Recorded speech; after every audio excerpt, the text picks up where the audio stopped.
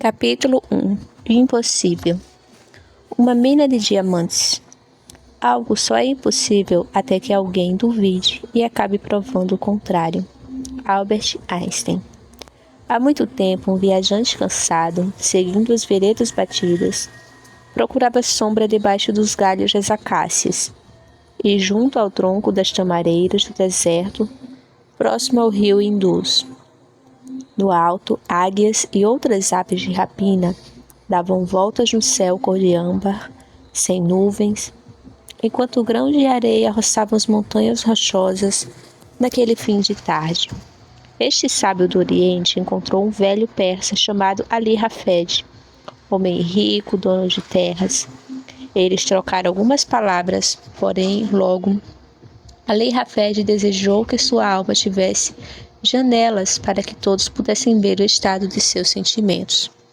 Jamais ouviu falar sobre diamantes, como aquele viajante do Oriente o fazia. Escutando o ruído constante do vento que soprava, trazendo o cheiro do deserto, ele ouviu tudo sobre a pedra preciosa, de valor incomparável, que tal pedra era 120 vezes mais rara que o ouro e que reunia qualidades que a tornavam preciosa: beleza, raridade e dureza. O velho sábio disse a Ali Hafed que se ele possuísse um diamante do tamanho do seu polegar, poderia comprar uma grande aldeia, e se possuísse uma mina de diamantes, poderia colocar seus filhos em vários tronos. Eles se despediram, já era tarde, e o brilho branco da lua, cheia, preenchia o ar da noite. Ali Hafed, ao retornar para sua casa, porém, sentiu-se pobre, embora não tivesse perdido nada. Ao uivo dos chacais e dos lobos juntavam-se o pio das corujas e o zunido do curiango, aumentado a impressão de desolação e isolamento. Pensou: eu quero uma mina de diamantes, e não dormiu aquela noite. Cedo pela manhã, vendeu suas terras, recebeu o dinheiro, deixou sua família aos cuidados de um amigo e partiu em busca de diamantes. Percorreu a Índia, andou pela Palestina, explorou a Europa e, por fim, infeliz e sem dinheiro, viu-se de pé na praia da Baía de Barcelona, na Espanha, quando uma enorme onda o encobriu e o arrastou. Naquele instante, expirou pela última vez. Certo dia, o homem que comprou as terras de Ali Hafed levou seu camelo para beber água no riacho que corria no jardim. Esses animais, quando sedentos, podem beber 135 litros de água em 10 minutos. Mas não foi preciso muito tempo para que o homem notasse um estranho brilho vindo da areia branca do córrego. Assim que o animal tocou o focinho na água, algo nela refletia todas as cores da natureza. Era um diamante. E bastou revolver as areias com as mãos e imagine, surgiram outros. Se Ali Hafed tivesse cavado o próprio chão debaixo de sua própria plantação de trigo e em seu próprio jardim, teria evitado a miséria, a fome e, por fim, a morte em terra estrangeira. Teria conseguido uma mina de diamantes. Em realidade, quanto a você e a mim, somos mais do que conhecemos de nós próprios. Como disse William Shakespeare, todos sabemos o que somos, mas não o que podemos ser. O insensato pensa em sua felicidade, está fora de si e loucamente vai em busca dessa miragem. Corre atrás da dita e desejada felicidade e jamais a pegará, pois ela não está na conquista do mundo, nem nas pessoas ou posições. Pelo contrário, ela está na conquista de nossa própria pessoa, simplesmente trocando nossa ignorância por sabedoria. A encontraremos e seremos dignos de possuí-la. Assim como os diamantes de Ali Hafed, ela está muito perto. Encontra-se em nós, em nossa maneira de pensar. Acredite, assim como ele deveria ter acreditado no potencial de suas terras. De todas as enfermidades que possamos sofrer, a mais feroz é desprezar o nosso ser. Conta-se que uma monarca no passado tinha um filho já moço, muito tímido, que não saía às ruas para que o povo não visse e percebesse que ele seria o sucessor do rei. O pai, atormentado pela timidez do filho, um dia o chamou e disse: pegue esta taça de cristal, encha-a com água até quase transbordar e leve-a deste palácio até o outro lado do reino, sem ao menos derramar uma gota. Por entre as longas e tortuosas ruas caminhou o jovem, com muito cuidado, completamente alheio ao movimento dos mercadores e viajantes e indiferente aos olhares curiosos de todos. Agradou seu pai, fazendo exatamente o que lhe foi ordenado. Ao retornar ao palácio, o pai perguntou a ele se havia notado a curiosidade das pessoas em redor. Como eu poderia, respondeu, tendo na mão uma taça mais frágil que o vidro, quase a transbordar. Assim, filho, também são as pessoas que desejam viver com mais confiança em suas vidas. Devem estar concentradas em suas qualidades. Como uma delicada taça que passam a notar em suas mãos, deixarão de dar tanta importância aos olhares e críticas dos outros. Nas palavras do ensaísta francês Michael Aiken de Montaigne, ele diz: não me preocupo tanto com o que sou na opinião dos outros, quanto o que sou na minha própria opinião.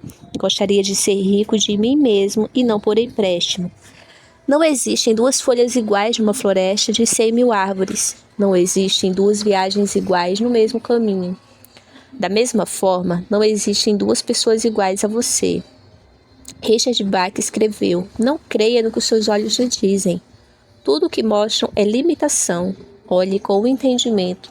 Descubra o que você já sabe e verá como voar.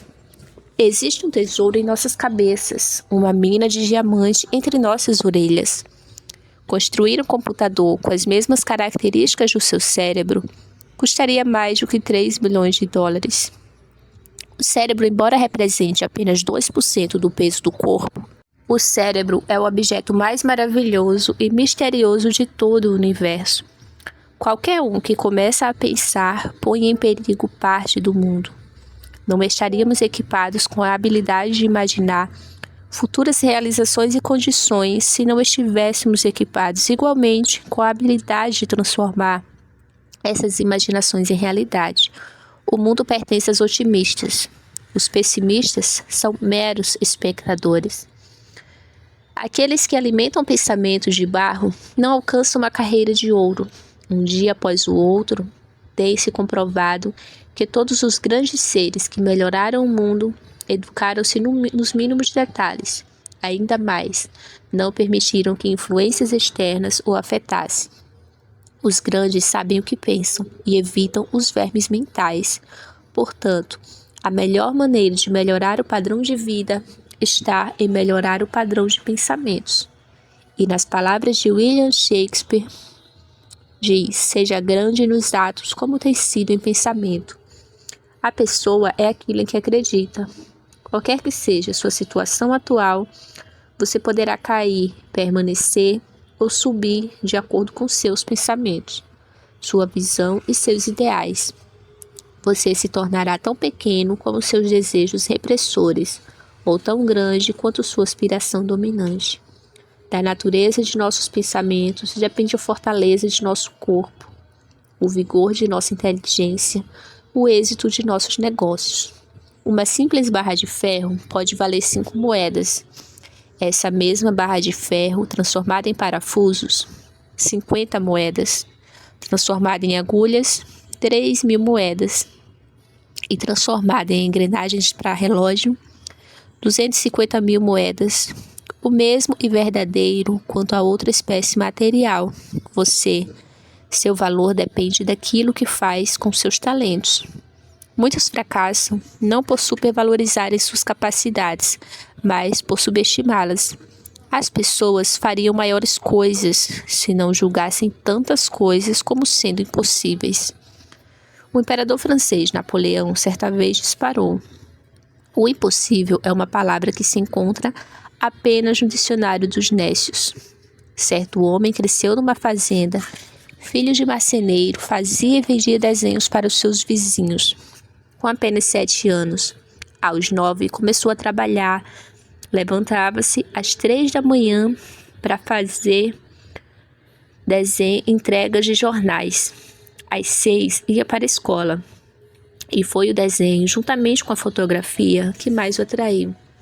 Para obter sua primeira câmera, ele teve que fazer economias durante vários meses. Quando chegou a Hollywood no verão de 1923, ele desceu do trem com 2 malas, uma com roupas velhas e outra com material de desenho, $40 no bolso. Magro, 24 anos, não chegara a assustar os grandes astros e diretores de cinema da época. Para se ter uma meta, disse ele anos depois, é necessário confiança, coragem, constância e curiosidade. Assim, tornar um sonho realidade. Seu extraordinário desempenho consolidou uma imagem inconfundível que exigiu trabalho sério altamente qualificado. Um dia, o cartunista inglês David Lau, indagado sobre o que pensava a respeito deste homem, respondeu: é a figura mais significativa das artes gráficas desde Leonardo da Vinci. Todas as suas obras foram marcadas pelos seus sonhos. O sonho sempre foi um ideal para ele. Se nós podemos sonhar, nós podemos fazer, dizia.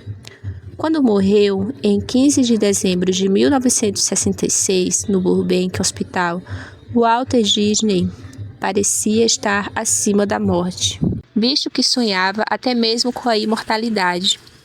Dizem que seu corpo foi congelado e, como ele morreu de câncer pulmonar, acreditava que quando a cura para o câncer fosse descoberta, eles o ressuscitariam. Incrível, não?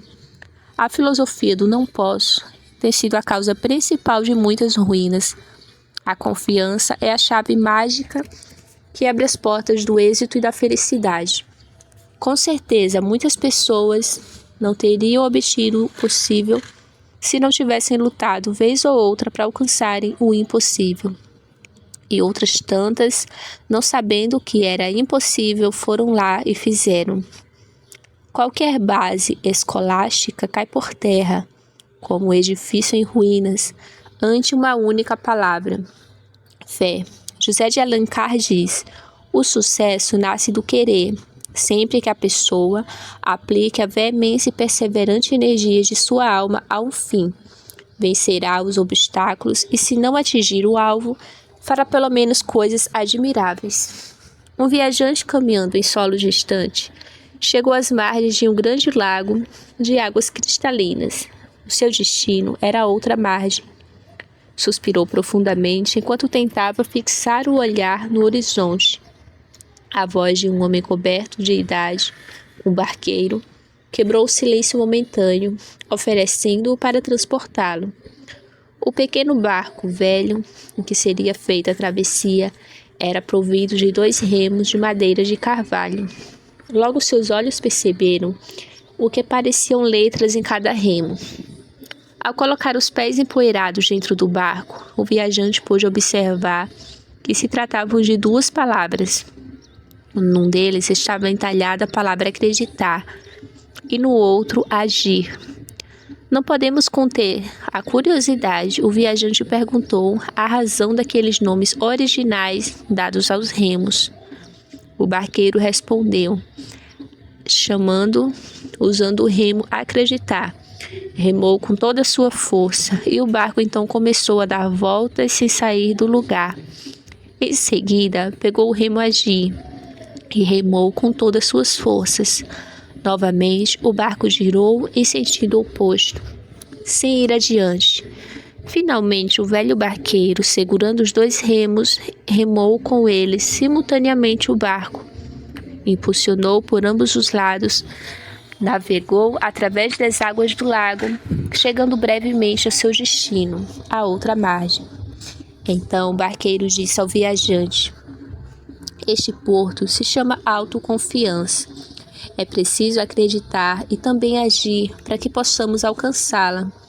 Lembre-se que uma pessoa sem confiança pode ser facilmente vencida, mas uma pessoa animada intimamente por seus pensamentos é invencível.